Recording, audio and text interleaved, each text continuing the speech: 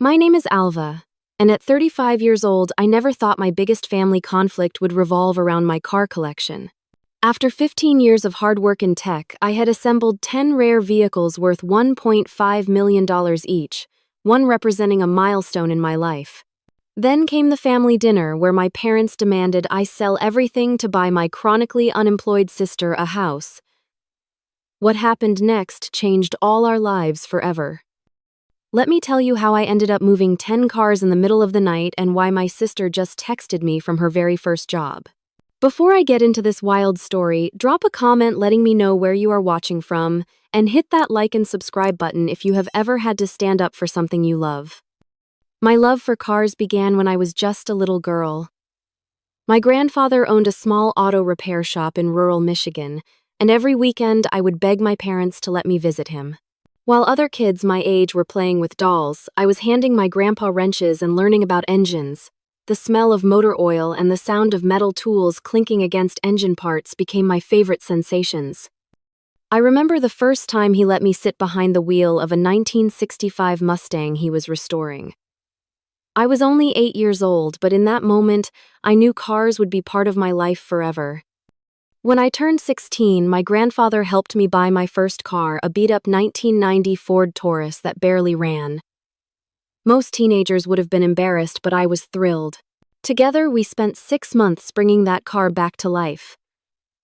It was during those long hours in the garage that I made a promise to myself. Someday, I would have a collection of beautiful cars that I had earned through my own hard work. College was the first major hurdle. My parents had traditional expectations for me, pushing me toward nursing or teaching. When I announced I wanted to study computer science, my father scoffed. He said technology was just a trend and that I should focus on something practical. My mother worried I would never find a husband in such a male-dominated field. Despite their objections, I took out student loans and pursued my passion. Those 4 years were tough. I worked 2 part-time jobs while maintaining a full course load. Sleep was a luxury I rarely enjoyed. Many nights were spent coding until sunrise, fueled by cheap coffee and determination. My roommates thought I was crazy, but I had a vision for my future that kept me going. After graduation, I landed a job at a small tech startup. The pay was terrible, the hours were worse, but the experience was invaluable. I absorbed everything I could about software development, business operations, and product management. My boss, David, became a mentor who saw potential in me that even I sometimes doubted. Within 3 years, I had been promoted twice and helped the company secure its first major client. At 27, I took the biggest risk of my life. I quit my job and founded my own software company. The first year was terrifying. I converted my tiny apartment living room into an office and lived off ramen noodles and determination. I coded day and night, building a customer relationship management platform specifically designed for auto repair shops, inspired by the problems I had witnessed in my grandfather's business. Slowly, my company grew. From 3 employees working out of my apartment, we expanded to a real office with 15 people, then 30, then 50. By year 5, we had over 150 employees and clients across the country. Last year, I sold a 30% stake in the company to investors, for a sum that still seems unreal when I see it in my bank account. Throughout this journey, as each professional milestone was reached, I added to my car collection. Each vehicle was carefully chosen not just for its monetary value, but for what it represented in my life. The first was a 1967 Ford Mustang, similar to the one my grandfather had been restoring all those years ago. I found it at an estate sale when I was 28, just after landing our first major corporate client. It needed significant work, but restoring it connected me to those childhood memories in my grandfather's garage. Next came a 1974 Jaguar E-Type Series 3 after closing my first 7-figure business deal. The sleek lines and British racing green paint job made my heart race the first time I saw it. I remember driving it along coastal roads, the powerful V12 engine roaring as I contemplated how far I had come. The 1973 Porsche 911 Carrera RS was a different story. I discovered it forgotten in a barn covered in dust and barely running. The previous owner had given up on it, but I saw potential. Over 18 months, I worked with a restoration specialist, learning alongside him, getting my hands dirty whenever I could. The day it roared back to life was one of my proudest achievements. My collection grew to include a recreation of the Mercedes-Benz 300 SL Gullwing, a 1988 Ferrari 328 GTS, one at a charity auction, a 1963 Chevrolet Corvette Stingray split window, restored 1964 Aston Martin DB, 5 a rare 1981 BMW M1, a 1989 Lamborghini Countach 25th Anniversary Edition, and a first-generation 1992 Dodge Viper RT10. Each car had its story, its connection to a challenge overcome or a goal achieved. They were not just vehicles. They were physical manifestations of my journey, reminders of the girl who once handed wrenches to her grandfather and dreamed of something more. I spent weekends maintaining them, my hands still finding comfort in the familiar feel of tools and engine parts. I joined a local classic car club where I met people who understood this passion. Jackson became my go-to restoration expert, teaching me techniques I had never learned from my grandfather. Sophia, a talented automotive photographer, helped document my collection in stunning detail. We organized annual charity car shows, raising money for scholarships for women in STEM fields. These cars and these people became my sanctuary, a world apart from the pressures of running a growing tech company. When I slid behind the wheel of the Porsche or polished the chrome on the Corvette, I found peace that eluded me elsewhere. Each vehicle carried memories of the roads traveled, the obstacles overcome, and the woman I had become. Little did I know that this collection, built with such care and personal significance, would soon become the center of a family conflict that would test my boundaries and force me to defend what I had built. To understand the conflict that was brewing, you need to know about my sister Natalie. 7 years my junior Natalie grew up as the baby of the family, the one everyone protected and pampered. While I was expected to earn my allowance by helping around the house, Natalie received hers automatically. When I had to save for months to buy a new bike, my parents surprised her with one just because she mentioned liking a friend's. This pattern continued into our teenage years. When Natalie was 16, she borrowed my camera without permission and dropped it, breaking the lens.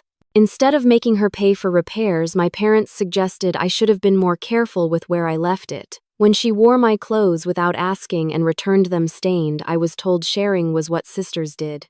College highlighted our different paths even more starkly. I worked multiple jobs and took out loans to cover my tuition. Natalie, meanwhile, had her education fully funded by our parents. They dipped into their retirement savings to ensure she graduated debt-free, a luxury I never experienced. She changed majors 3 times, eventually settling on communications before dropping out in her junior year, deciding college was not for her. The money spent on her education was never mentioned again. As I built my career and company, Natalie drifted. She worked as a barista for 6 months before quitting because she did not like the early hours.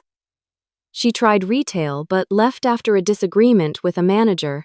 She was a receptionist, a dog walker, a personal assistant, and briefly a social media manager for a local boutique. None of these positions lasted more than a few months. Between jobs, she would travel posting photos from beaches and resorts while her credit card debt mounted. Despite her financial instability, Natalie maintained an expensive lifestyle. Her apartment was furnished with designer pieces. Her closet contained clothes with tags that made my eyes widen. When I asked how she afforded these things, she would vaguely mention credit cards or a generous friend. Sometimes, she would date wealthy men who funded her lifestyle temporarily, until the relationship inevitably ended. Throughout all of this, our parents maintained that Natalie was just finding herself. My mother would say, "She is still young," or "She has a free spirit." My father would shrug and remark that not everyone was as driven as I was, as if ambition was some kind of character flaw. My success, meanwhile, was treated as expected rather than celebrated. When I secured my first major client, my mother's response was, "That is nice, dear," before immediately asking if I was dating anyone. When I purchased my first new car with my own money, my father commented that I worked too much and should focus on starting a family before it was too late. My relationship with my parents had always been complicated. They loved me, I never doubted that, but they did not understand me. They viewed my independence as stubbornness, my ambition as an odd quirk that would eventually give way to more traditional priorities. When I spoke about my business, their eyes would glaze over. When I mentioned my cars, my father would sigh and say something about wasting money on things that just sit in a garage. Despite the strained dynamics, I tried to maintain a relationship with my family. I called weekly, visited for holidays, and sent thoughtful gifts. I also tried to help Natalie when I could, believing that was what a good sister would do. When she maxed out her credit cards at 22, I paid off the $10,000 balance, making her promise to be more careful. She was for about 6 months before the cycle began again. When she needed a car for job interviews, I let her borrow my everyday BMW, only to have it returned with empty takeout containers littering the back seat and the gas tank nearly empty. I helped her secure an apartment by covering the security deposit and first month's rent. 3 months later, she called in tears because she was being evicted for non-payment, despite spending that same month on a weekend getaway to Las Vegas. I even used my connections to get her an entry-level position at a friend's marketing firm. It seemed perfect, combining her communications background with a structured environment. She quit after 2 months, claiming the work was boring and her supervisor was mean. Each time I helped, I believed it would be different. Each time I was disappointed. My assistance became a band-aid that allowed her to avoid taking real responsibility. Meanwhile, my parents continued to enable her behavior, sending her money when she called in distress, making excuses for her job hopping, and never holding her accountable. Natalie's approach to life directly contrasted with everything I had worked for. While I built my company through consistent effort and personal sacrifice, she expected immediate results without the corresponding work. While I saved and invested carefully, she spent impulsively. While I valued independence, she seemed comfortable relying on others to solve her problems. Despite all this, she was still my sister. I remembered the little girl who would crawl into my bed during thunderstorms, clutching her favorite stuffed rabbit. I remembered teaching her to ride a bike, bandaging her scraped knees, and defending her from neighborhood bullies. Those memories made it hard to set boundaries, even as I watched her repeat the same patterns year after year. What I did not realize was that my efforts to help were not viewed as generous by my family. Instead, they were considered the bare minimum, an obligation rather than a choice. This perspective would become painfully clear during a family dinner that would change everything. The call came on a Tuesday evening, just as I was celebrating closing a major deal that would expand our software into international markets. My phone lit up with my mother's contact photo, and I answered with the good news on the tip of my tongue. She cut me off before I could share. "Alva, we need to have a family meeting. Something important has come up." Her tone was serious, lacking the warmth I was accustomed to even in our most strained conversations. "Can it wait until the weekend?" I asked. "I have back-to-back meetings tomorrow and Thursday." "No, this is urgent. We need you here tomorrow evening. 6 o'clock. Her firmness surprised me. Dad says, "It is important." A knot formed in my stomach. Was someone sick? Had something happened to my grandfather? Worry replaced my earlier excitement as I agreed to the meeting. The next day, I rescheduled 2 client calls and left the office early, driving directly to my parents' suburban home. As I pulled into the driveway, I noticed Natalie's Honda Civic parked out front along with an unfamiliar black Lexus. The knot in my stomach tightened. The atmosphere in the living room was tense when I entered. My mother sat perched on the edge of the sofa, hands clasped tightly in her lap. My father occupied his usual recliner face, set in what I had come to think of as his serious business expression. Natalie sat between them, an unusual spot for her, and she seemed almost excited, bouncing slightly in her seat. Next to her sat a woman I did not recognize, smartly dressed in a navy blue pantsuit, a leather portfolio resting on her knees. On the coffee table lay several glossy brochures and what appeared to be property listings. "Mom, Dad," I said hesitantly. "What is going on? Is everyone okay?" My father cleared his throat. "Alva, this is Teresa Martin. She is a real estate agent." I shook her hand, automatically, confusion mounting. The urgent family matter was real estate. "Please sit down," my mother urged, patting the space beside her on the sofa. "We have something important to discuss." I remained standing. "If this is about selling the house, why did not you just say so on the phone?" "We are not selling our house," my father said. "This is about Natalie's future." Natalie beamed a smile. I had come to associate with her getting something she wanted. I took a seat in the armchair farthest from the group, a defensive position I did not consciously choose. My father launched into what felt like a rehearsed speech about family responsibility and how those who are blessed with success have an obligation to help those who are still finding their way. My mother nodded along occasionally, adding comments about how families support each other through thick and thin. "Natalie needs a fresh start," my mother explained. "A place of her own somewhere stable where she can really build a life." Teresa, who had been silent until now, opened her portfolio. "I have found the perfect property," she said, her voice smooth with practiced enthusiasm. 4 bedrooms, 3 bathrooms, a spacious yard in a desirable neighborhood with excellent schools nearby. She passed me a listing for a large colonial-style home price tag just under $900,000. "It is perfect," Natalie gushed. "I can use 1 bedroom as a home office, and the basement would make an amazing entertainment space." She proceeded to describe her plans for decorating, mentioning brands and designers I knew were well beyond her means. I looked from the listing to my parents, still not understanding why I was there. Then my father dropped the bombshell. "We think you should sell your car collection to buy this house for Natalie," he said, as casually as if suggesting I lend her a sweater. "The cars just sit in that garage most of the time anyway, and this would be an investment in your sister's future." The room seemed to spin slightly. Surely I had misheard. "You want me to sell my cars, all of them, to buy Natalie a $900,000 house?" My mother reached for my hand. "Honey, you know how much Natalie has struggled. This would give her the stability she needs. You have your company, your condo. You do not need those cars." Natalie nodded eagerly. "You could always buy more cars later when I am on my feet. And you could visit anytime. There is plenty of space for you to stay over." I pulled my hand away from my mother's. "Those cars are not just things. They represent 15 years of hard work.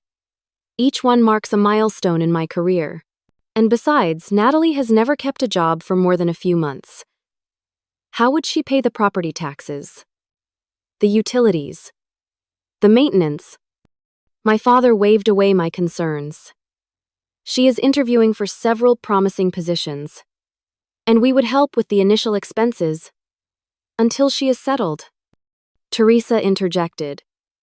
"This property is also in an excellent school district, which means it will hold its value.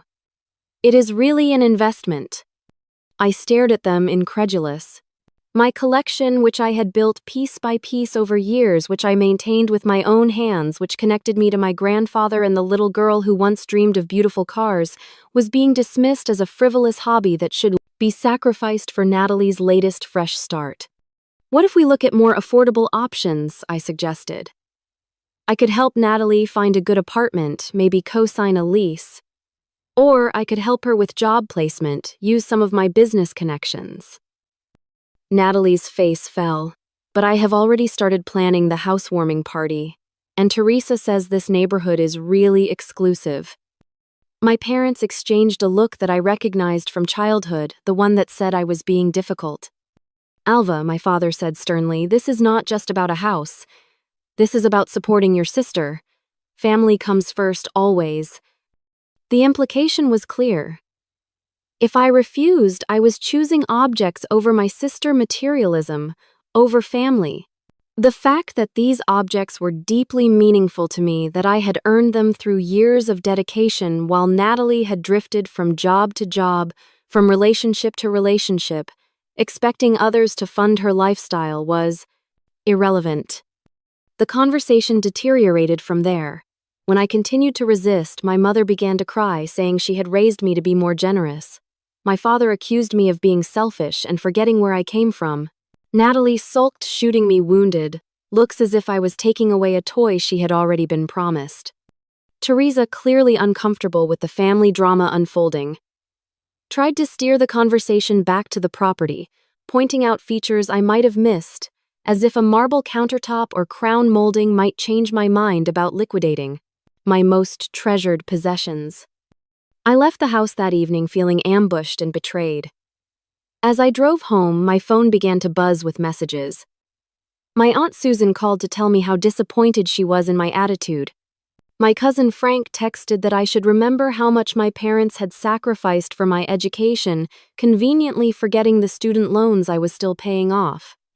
It became clear that my parents had already shared their version of the story, with extended family members painting me as the selfish daughter who refused to help her struggling sister, despite having plenty of resources to do so. No mention was made of the help I had already provided over the years, or of how those resources had been squandered. I felt isolated and misunderstood, caught between my love for my family and my need to protect what I had built.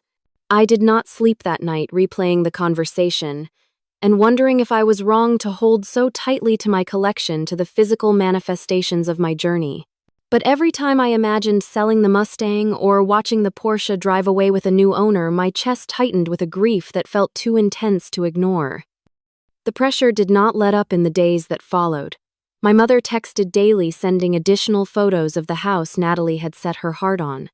My father left voicemails about family responsibility and how his parents had taught him the importance of sacrifice. Even relatives I rarely spoke with reached out to offer their opinions on what I should do with my own property. Natalie, emboldened by our parents' support, began sending me links to furniture she planned to buy for her new home, as if my agreement was a foregone conclusion. She even forwarded an email from Teresa about mortgage rates and closing costs, adding just FYI for when you sell the cars. Teresa herself called twice, describing the house as an exceptional investment opportunity and suggesting we meet to discuss the potential sale of my collection. She mentioned knowing several collectors who might be interested in purchasing the vehicles as a lot, saving me the trouble of individual sales. The assumption that I would eventually cave under pressure was infuriating. No one seemed to consider that these cars were mine, purchased with money I had earned, maintained with skills I had developed and cherished for reasons beyond their monetary value. The situation escalated dramatically on a Saturday afternoon. I was in my garage performing routine maintenance on the Ferrari when a car pulled into my driveway. Natalie stepped out, followed by two people I did not recognize, a man and a woman dressed in expensive casual wear. Before I could ask why she was there, Natalie breezed past me into the garage. "These are my friends, Keith and Samantha," she announced. "They wanted to see the cars. Keith is really into classic vehicles." I stared at her, stunned by the presumption. "You cannot just show up unannounced with strangers to look at my cars." She rolled her eyes. "Do not be so dramatic. Keith might even be interested in buying one when you sell. He collects vintage Porsches." Keith moved toward the 911, hand outstretched as if to touch the hood. I stepped between him and the car. "Please do not touch anything," I said firmly. "These are not for sale and I did not invite you here."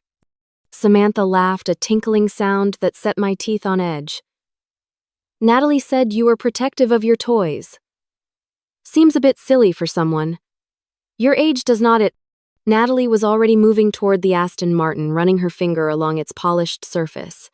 "Remember when you let me drive this one? I totally felt like a spy." "I never let you drive the Aston Martin," I said, alarm rising. "You asked once and I said no." She shrugged. "Well, maybe it was a different one. They all kind of looked the same to me." The casual disregard for my boundaries, for the distinction between these unique vehicles that each held special meaning to me, was the last straw.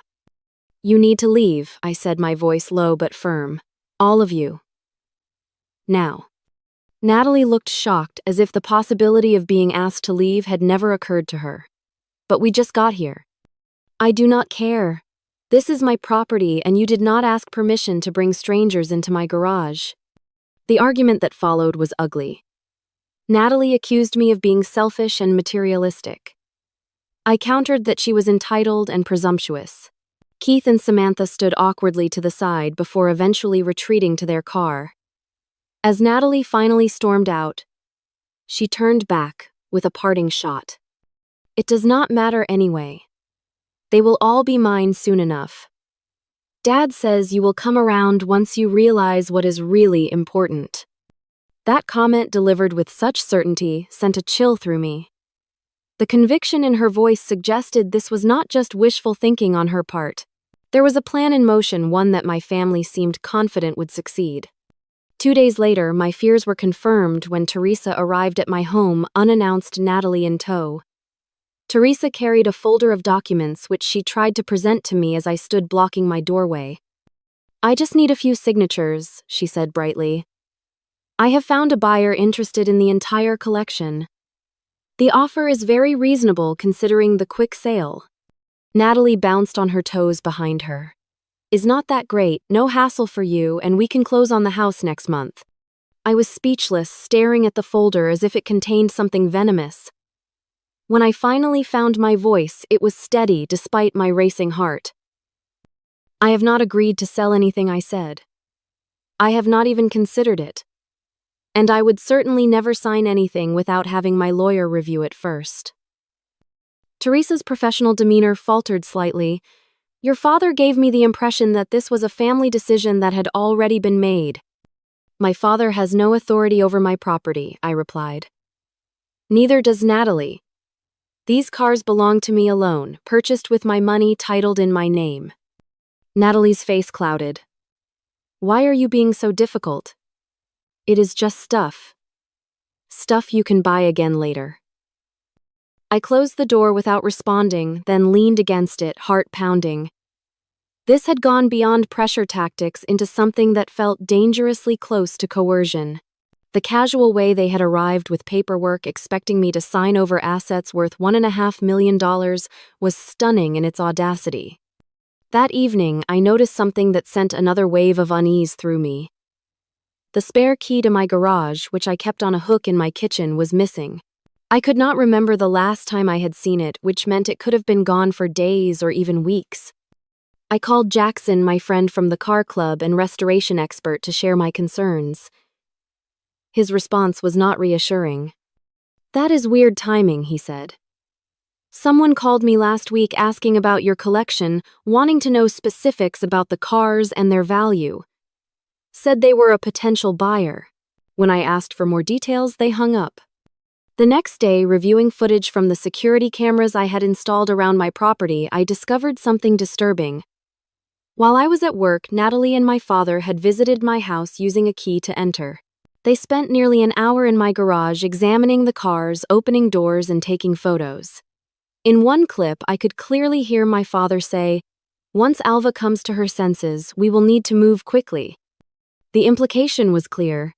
They were preparing to sell my collection with or without my explicit consent. Perhaps they thought they could pressure me into signing something, or maybe they believed they had some legal right to make decisions about my property. Either way, the boundary violation was profound.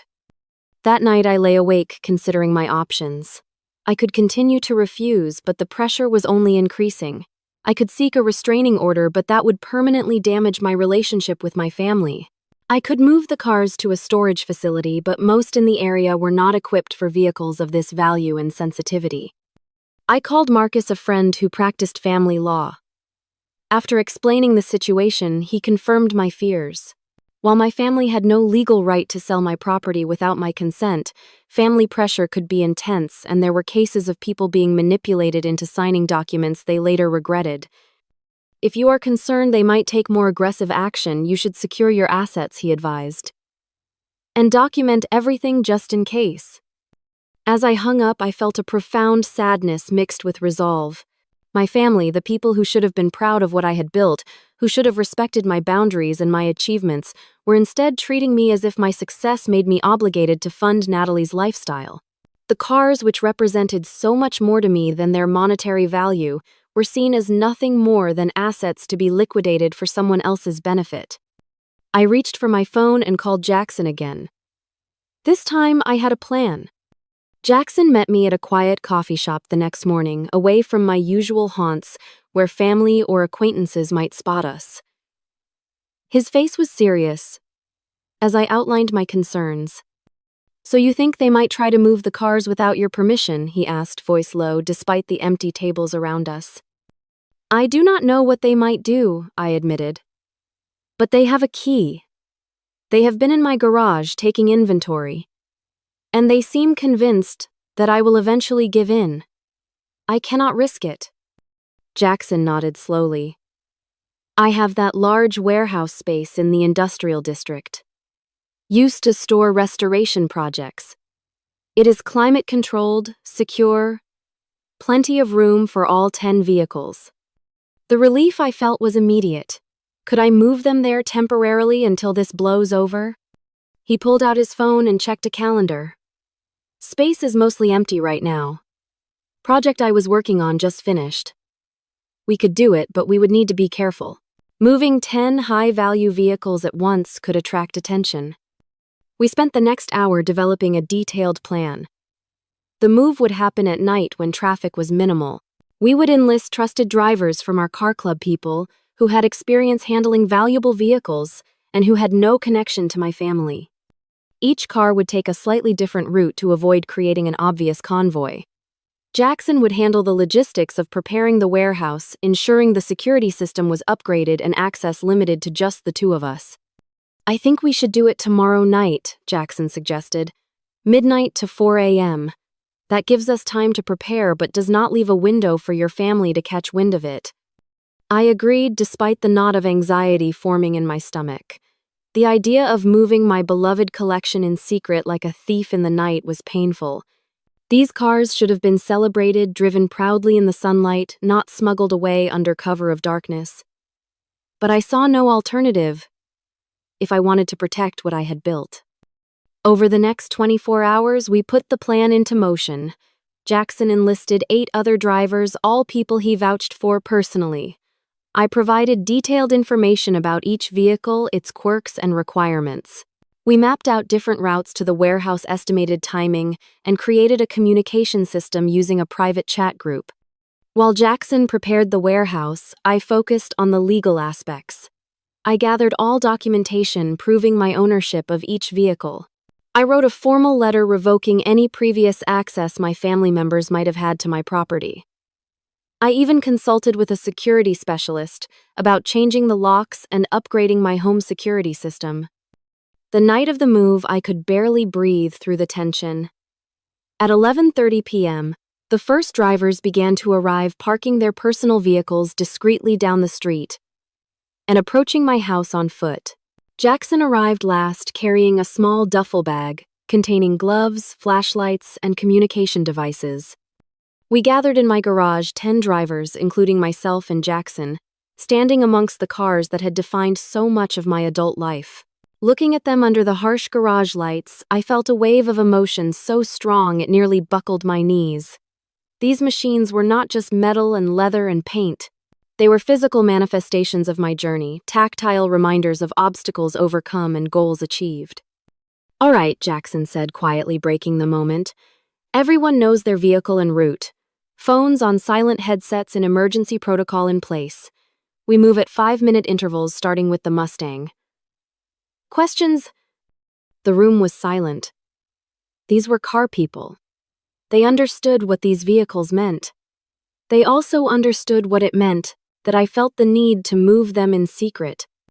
Sophia, a fellow club member who had photographed my collection numerous times, squeezed my arm. "They will be safe," she promised. "We will make sure of it."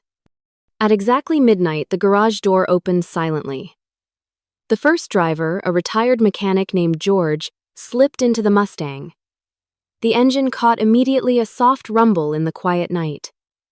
He eased out of the garage and down the driveway, headlights off until he reached the street, then disappeared into the darkness. One by one, the cars left my garage. The Jaguar, the Porsche, the Mercedes. Each departure felt like watching a piece of myself drive away. I stood in the increasingly empty space, emotions warring within me. Sadness that it had come to this. Anger at my family for forcing this choice. Fear that something might go wrong. Relief that I was taking action to protect what I had built. Jackson stayed with me until it was time for the last two vehicles. I would drive the Lamborghini while he took the Dodge Viper. As we prepared to leave, he paused, looking around the nearly empty garage. "You are doing the right thing," he said firmly. "No one has the right to take what you have earned." I nodded, unable to speak past the lump in my throat. Then I slid into the driver's seat of the Lamborghini, feeling the familiar leather embrace me. The engine roared to life louder than was ideal for a stealth operation, but there was no helping the Countach's dramatic nature. As I pulled away from my home, watching the garage door close on an empty space in my rearview mirror, I felt a strange mixture of loss and determination. I had not wanted this conflict. I had always tried to be a good daughter, a supportive sister. But somewhere along the way, support had transformed into expectation, and expectation into entitlement. The drive to the warehouse took 30 minutes, following back roads and industrial areas to avoid attention. As I pulled into the loading bay, I saw the other 8 cars already parked in neat rows, their drivers standing in a small group talking quietly. Sophia approached as I exited the Lamborghini. "That is 9, she said. "Just waiting on Jackson with the Viper." He arrived 5 minutes later, the distinctive rumble of the Viper's V10 announcing his approach. As he parked alongside the other vehicles completing the collection, a collective breath seemed to release from the group. "All secure," Jackson confirmed, tossing me a set of keys. "New warehouse security system installed today. Only you and I have the code." I looked at the gathered drivers, these friends who had risked potential legal complications to help me protect my property. "Thank you," I said simply. "I do not know how to express what this means to me." They understood. No explanations were necessary. One by one, they departed in vehicles that had been arranged to take them home, until only Sophia, Jackson, and I remained in the warehouse. "You can stay with me for a few days," Sophia offered, "in case your family comes looking for the cars at your place." I nodded gratefully. The thought of returning to my empty garage was too painful to contemplate just yet. As we locked up the warehouse, securing my collection behind multiple layers of protection, I felt a strange sense of peace settling over me. I had taken action to protect what was mine. I had set a boundary, even if it was one my family did not yet know about. Whatever came next, I would face it knowing I had done what I needed to do. The fallout began at 7:30 the next morning when my father called, his voice tight with barely controlled anger. "What have you done with the cars, Alva?" he demanded without preamble. I paused, sipping the coffee Sophia had made me, gathering my thoughts. "Good morning to you too, Dad." "Do not play games. I stopped by your house this morning to discuss the sale again, and the garage is empty." "Where are they?" The immediacy of his visit confirmed my suspicions. He had intended to escalate the pressure, perhaps even to take matters into his own hands. "They are somewhere safe," I replied calmly. "Somewhere where no one can make decisions about them except me." "This is ridiculous," he sputtered. "You are acting like we are trying to steal from you. We are trying to help your sister build a stable life. By taking what I have worked 15 years to build, that is not help, Dad. That is theft, regardless of your intentions." The conversation deteriorated from there. My father accused me of being selfish, materialistic, and disloyal to the family. I remained calm, repeating that the cars were my property purchased with my money and not available for others to claim. Shortly after, my mother called, tears in her voice. "How could you do this to your sister? She was counting on that house. We already told the sellers we were interested." I had not agreed to anything, I reminded her. "You made promises on my behalf without my consent." "Because we thought you would do the right thing," she replied, as if my refusal to liquidate my assets for Natalie's benefit was a moral failing rather than a boundary. The text messages from Natalie were less restrained. A series of angry messages filled with accusations and profanity flooded my phone. She claimed I had ruined her life, destroyed her chance at happiness, and proven I never cared about her. The final message was particularly telling. Dad says we can sue you for the cars since they belong to the family. That text prompted an immediate call to Marcus, my lawyer friend. When I relayed Natalie's threat, he laughed without humor. They have absolutely no legal claim to your property, he assured me. But the fact that they think they might is concerning. It suggests they have convinced themselves they have rights they do not actually possess. 3 days after the move, a formal-looking letter arrived from a law firm I did not recognize. It requested the immediate return of family assets that had been improperly removed, citing an obligation to family welfare and shared heritage. Marcus reviewed the letter and snorted. "This is legal nonsense," he said. "There is threatening language wrapped in legalese, but no actual legal basis for their claims. They are trying to intimidate you." With his help, I drafted a response. It was brief and unambiguous, stating that the vehicles were my sole property, legally purchased and titled in my name only, and that any attempt to claim otherwise would be met with appropriate legal action. I also included a formal notice revoking any permission my family members might have had to enter my property, specifically noting that any keys in their possession should be returned immediately and that unauthorized entry would be treated as trespassing. The letter was a line drawn in the sand, a boundary established in the clearest possible terms. Sending it was one of the hardest things I had ever done, but also one of the most necessary. Natalie's response was a series of voice messages alternating between rage and tearful manipulation. She accused me of choosing cars over her happiness, of betraying the family, and finally, of never having loved her at all. The last message ended with a threat to report the cars as stolen to the police. That threat crossed a line. With Marcus's guidance, I sent one final communication to my entire family. It was direct and firm, explaining that the cars were legally mine, their location was secure and documented, and any false reports to authorities would constitute filing a false police report, which was itself a crime. I then blocked Natalie's number, set my parents' calls to go directly to voicemail, and took a step back from the situation. The constant barrage of guilt, manipulation, and threats had taken a toll on my mental health. I needed space to process what had happened and to decide how to move forward. During this period of limited contact, I threw myself into work. The company had been somewhat neglected during the family crisis, and several important projects needed my attention. I also joined a support group for people dealing with difficult family dynamics, finding comfort in the stories of others who had faced similar challenges. 3 months passed with minimal contact with my family.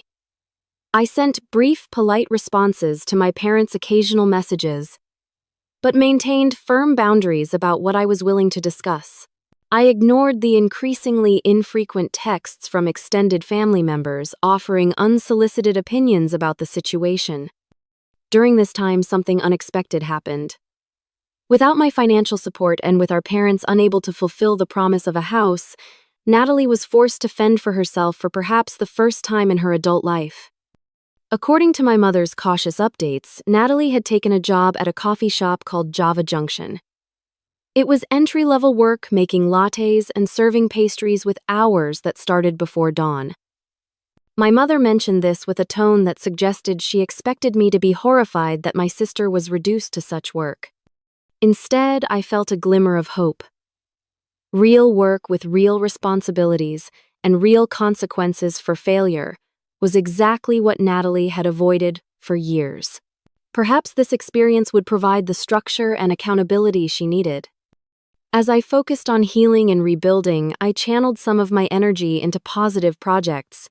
I expanded the annual charity car show, partnering with a technical college to create a scholarship program for underprivileged students interested in automotive restoration. I also began speaking on podcasts about entrepreneurship, sharing my journey, but also touching on the importance of boundaries, even with family.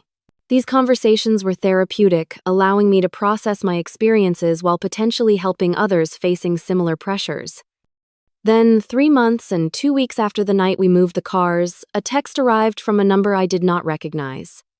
"It is Natalie. I got a new phone. I know you probably do not want to hear from me, but I wanted to say I am sorry for everything. I am working at Java Junction now. If you ever want to talk, I would like that. No pressure, no car talk, just coffee. On me." I stared at the message for a long time, emotions swirling. It was brief, simple, and notably lacking in the dramatic language Natalie typically employed. There were no accusations, no guilt trips, no demands. Could people change that much in 3 months? I was skeptical. This could be another manipulation tactic, a new approach when the previous ones had failed. But it could also be genuine, a first step toward accountability and a healthier relationship. After much consideration, I replied, "I need some time to think about this, but I appreciate the message." Her response came quickly, "Take all the time you need, I will be here. Working. A lot." That small hint of self-deprecating humor, so unlike the entitled Natalie I had known, gave me pause. Perhaps something really had changed. 2 weeks later, I agreed to meet her at Java Junction during her break. I was nervous, unsure what to expect, but certain that whatever happened, I would maintain the boundaries I had worked so hard to establish. The text from Natalie had been simple but profound in its implications. There was no mention of cars, no hint of entitlement, just a straightforward apology and an invitation to talk. The shift in tone was so dramatic that I approached our meeting with equal parts hope and skepticism. Java Junction was a trendy, independent coffee shop in a renovated industrial building downtown. I arrived early, choosing a table near the back where I could watch the door. Natalie was working behind the counter, dressed in the company's green apron, hair pulled back in a practical ponytail. She looked different somehow, more substantial, less like the polished but hollow persona she had cultivated for years. When she spotted me, she gave a small wave but continued serving customers. There was no dramatic reunion, no rushing over to make a scene. She simply finished helping a businessman with his order, then spoke briefly to her manager before approaching my table still wearing her apron. "Thanks for coming," she said, sliding into the seat across from me. "I get a 15-minute break now and then, another 30 after the lunch rush." She placed a large latte in front of me. "Oat milk, vanilla extra shot, right?" I was surprised she remembered my coffee preference. "Right, thanks." An awkward silence fell between us, years of conflict and recent betrayal creating a chasm not easily bridged by casual conversation. "You look good," I finally offered. "The job suits you." She laughed, a genuine sound without the performative quality I was used to. "I do not know about that. My feet kill me every night, and I still cannot make latte art to save my life. But it is honest work." She hesitated. "I should have done this years ago. Done what I asked. Gotten a real job. Supported myself." She looked down at the table. Stopped expecting everyone else to solve my problems. The directness of her self-assessment caught me off guard. I had prepared for manipulation, for subtle attempts to re-establish the old dynamic, not for this apparent self-awareness. "What changed?" I asked carefully. "Everything," she replied simply. "When you moved the cars and refused to give in, it was like a wake-up call. Mom and Dad could not buy me the house they had promised. They were embarrassed with Teresa, with the sellers. Dad was so sure you would cave eventually that he had made all these promises he could not keep." She twisted a napkin between her fingers. "At first, I was furious with you. But then I realized something. All these years, I had been blaming everyone else for my problems. Why I could not keep a job, why I was always broke despite all the help I got. It was always someone else's fault." Her 15-minute break stretched to 20 as she explained her journey over the past months, how she had been forced to confront her lack of job history when applying for positions, how the first week at Java Junction had been humbling with customers treating her as invisible or being rude over trivial issues. How the simple achievement of receiving her first paycheck had given her a sense of pride she had never experienced before. "I need to get back," she said, glancing at the time. But if you want to stay, my longer break is at 2. We could talk more. I nodded, still processing this new version of my sister. I will be here. As I watched her return to work efficiently, taking orders and making change, I considered the transformation before me.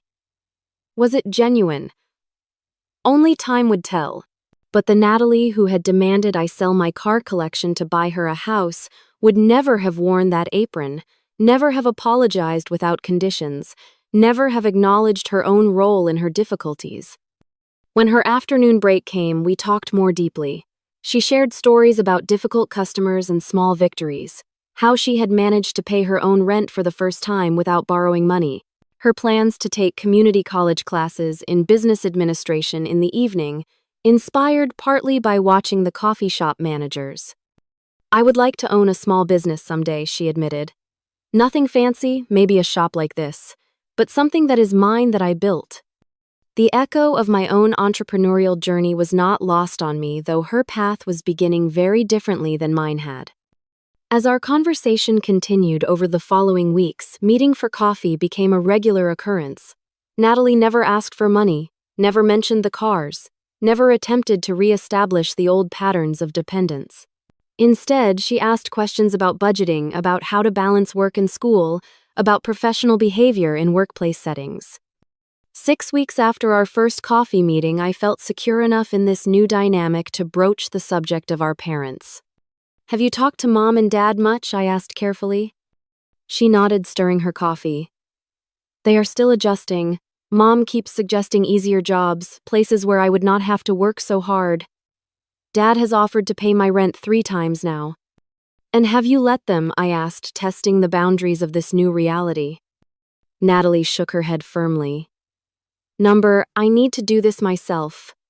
For once in my life, I want to know I can stand on my own 2 feet.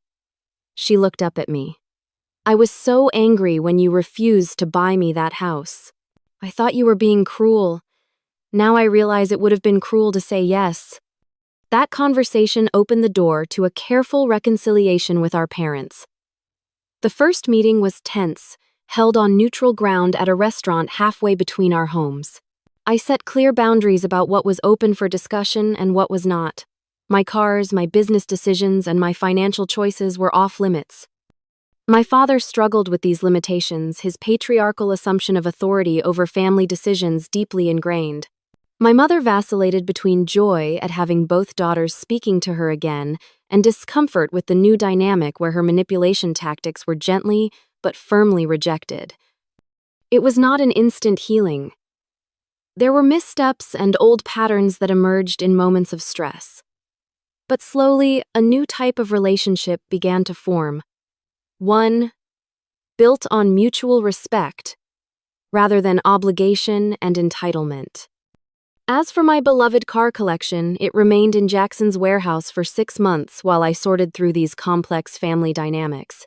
Eventually, when I felt secure that the boundaries I had established would be respected, I moved them back to a newly secured garage at my home, complete with an advanced security system and legal protections that Marcus had helped me put in place. The first time Natalie saw them again was nearly a year after the night we had moved them in secret. She had come to help with the annual charity car show, volunteering to handle registration and ticket sales. As we walked through my garage preparing vehicles for display, she paused by the Porsche. I get it now, she said quietly. Why these mean so much to you. They are not just things, they are your story. That simple acknowledgement coming from the person who had once dismissed my collection as frivolous toys meant more than she could know. The journey with my family continues with progress and occasional setbacks.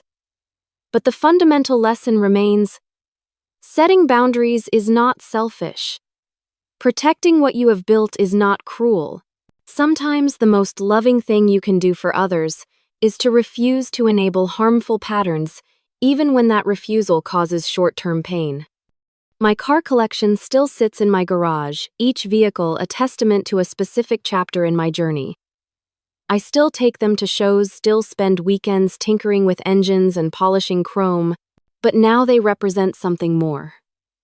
They stand as a reminder that I had the courage to protect what mattered to me, to stand firm when it would have been easier to give in. and Natalie.